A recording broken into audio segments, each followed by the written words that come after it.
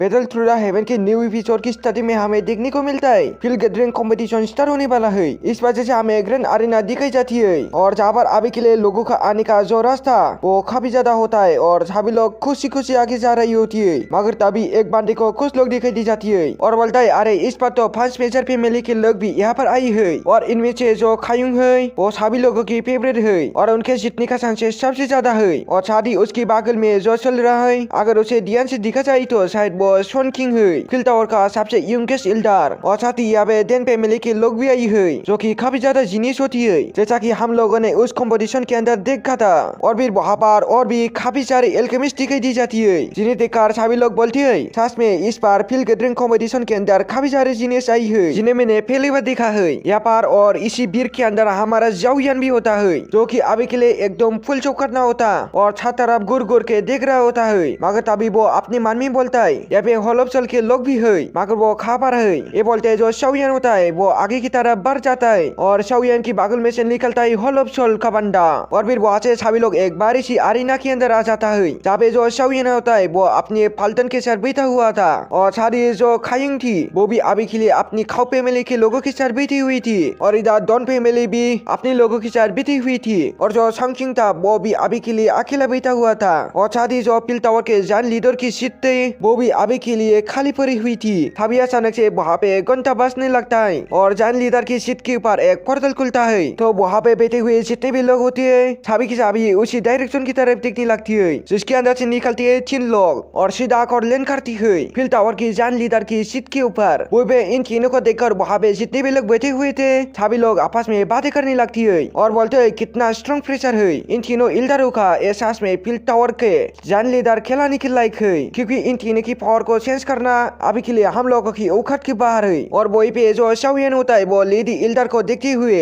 अपने मन में बोलता है ये 3 जान एल्डरों में से एक है मगर इसके बारे में ऐसा बोला जाता है कि यह हमेशा रिट्रीट के अंदर ही रहती है कभी भी बाहर नहीं निकलती है। मगर तभी वहाँ पे एक आवाज आती है और बोलते है मैं जुआन खोंगची आप सभी एल्केमिस्ट का स्वागत करता हूँ जो भी इन फिल गैदरिंग कंपटीशन के अंदर भाग लेने के लिए आई है और साथ ही बात भी जानता हूँ कि आपने काफी लंबा सफर तय किया है इस वजह से मैं अब आपका और भी टाइम वेस्ट नहीं करूंगा और इस फिल गैदरिंग कंपटीशन को स्टार्ट करता हूँ। और इस बार भी पहले की तरह होगा जिसके अंदर आप लोगों को 3 टेस्ट देने होंगे जिसमें से जो फर्स्ट लेवल हो वो है फैंटेसी वर्ल्ड जिसके अंदर आप सभी प्लेयर जाएंगे और उन सभी को एक फिक्स टाइम के अंदर ही उसे बाहर निकल कर आना होगा। अगर आप उससे बाहर निकल कर आती हो तो फिर आप इंटर कर जाएंगे सेकंड लेवल के अंदर जो कि होगा फिल वॉल और जो लोग इल्यूजन के अंदर फंसे रह जाएंगे वो डिस्क्वालीफाई कर जाएंगे फिल गैदरिंग कंपटीशन से। जो सुनकर एल्डर बोलते हैं कि मास्टर शाओयान अभी के लिए मुझे नहीं लगता आपके लिए फर्स्ट लेवल इतना ज्यादा हार होगा मगर फिर भी आपको थोड़ा केयरफुल रहना होगा। जो सुनकर शाओयान जो होते हैं वो हमें अपना चार हिला देता है और ये जुआन कौन सी बात ना कंटिन्यू रखती है और बोलते है जैसे कि तुम लोग फिल वर्ल्ड के अंदर इंटर कर जाएंगे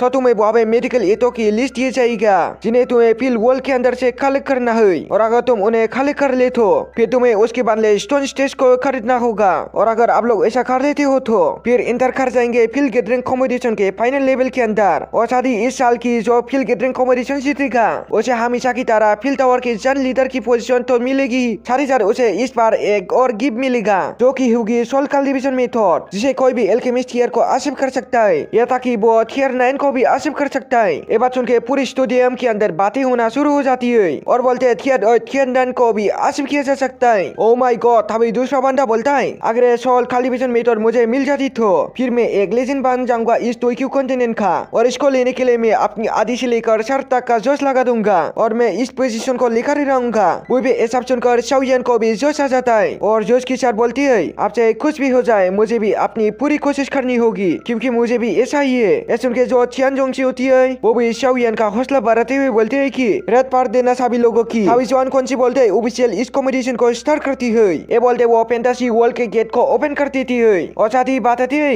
इस फैंटेसी वर्ल्ड के अंदर सिर्फ वही लोग एंटर कर सकती है जो थियर 5 के ऊपर के हो और जो लोग इस रोल को फॉलो करते हैं प्लीज उसके अंदर एंटर करो। ऐसा उनके अपनी जगह से काफी सारी पिटिशनर वहाँ पे आकर खड़ी होती है और अपनी विंग्स को निकलने लगती है और एंटर करने लगती है फैंटेसी वर्ल्ड के अंदर और उसके अंदर इतने सारे लोग एंटर करती है जिस वजह से जो आसमान होता है वो रंग बिरंगी हो जाता है और यही पे जो तीनों जान एल्डर होती है वो और अपनी सीटों के ऊपर बैठ जाती है। तभी लीड एल्डर बोलती है क्या वो लोग भी इस पर आई है। ऐसा उनका तीसरी एल्डर बोलता है 3000 बर्निंग फ्लेम कोई मामूली फ्लेम नहीं है इस वजह से वो डेफिनेटली आई होगी, क्योंकि जो हॉलोप्सल है वो इस मौके को कभी भी यहाँ से नहीं जाने देगा। ऐसा सुनकर जुआन कुंजी भी बोलती है कि मैं भी अभी के लिए काफी ज्यादा एक्साइटेड हूँ, खासकर यंग जेनरेशन को लेकर, क्योंकि इस बार यंग जेनरेशन के अंदर भी काफी सारे अच्छे लोग है। इस वजह से मुझे पूरी उम्मीद है कि वो लोग कभी भी हॉलोप्सल को सक्सेसफुल नहीं होने देंगे। मगर मैं अभी के लिए इससे भी ज्यादा एक्साइटेड हूँ शाओयान को लेकर। मैं देखना चाहता हूँ वो कितने आगे तक जाता है। ऐसा सुनकर खारूस एल्डर बोलता है, शाओयान ये तो वही है ना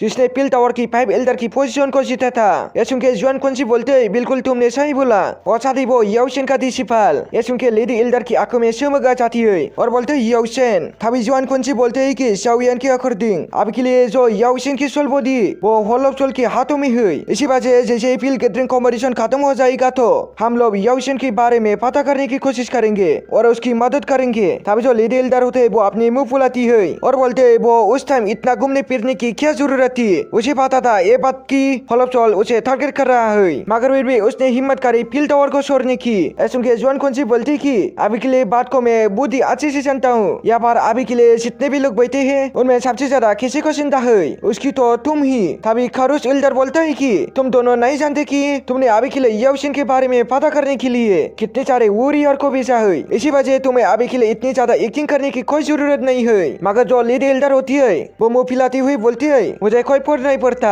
अगर वो जीता है या मरता है। तभी जो लेडी एल्डर होती है उनका कुछ आसान हो जाता है और वो धीरे से आवाज में बोलती है, अभी के लिए मैं पिल गैदरिंग कॉम्पिटिशन की खत्म होने का इंतजार करूंगी, जिसके बाद मैं पर्सनली शाओयान से मिलना चाहूंगी और उसके बाद मैं उससे बात करूंगी, क्योंकि आखिर वो उसका ही डिसिपल है। और ये जो शाओयान होता है वो अभी के लिए फैंटेसी वर्ल्ड के अंदर फंस चुका होता है, जहाँ पर अभी के लिए चारों तरफ अंधेरा होता है और चारों तरफ बुलबुलियां बनी थी। और ये जो भी लोग थे उनके ऊपर ब्लैक पोक ने हमला कर दिया था, जिस वजह से उन्हें इल्यूजन दिखाई दे रही होती है, जिसमें से जो थर्की थे उन्हें रशियन दिखाई दे रही होती है और बोल रही होती है, आजा आजा 6000 में मजे ले जा। जिस पर जो थर्की होता तुरंत उसके पास भाग जाता है। और ये जिन लोगों को धन दौलत का लालच होता है तो उन्हें धन दौलत दिखाई दे रहा होता है, और जिनको पावर का लालच होता है तो वो भी उन्हें दाव स्किल दिखाई दे रही होती है। वो भी ये सब देख के शाओयान बोलती है, ये फैंटेसी वर्ल्ड तो काफी ज्यादा खतरनाक है, क्योंकि इसकी जो ट्रिक है वो काफी ज्यादा रियल जैसी है। तभी शाओयान को फैंटेसी वर्ल्ड से बाहर निकलने का गेट दिखाई दे जाता है। इस वजह से शाओयान एक पल की भी देर नहीं करता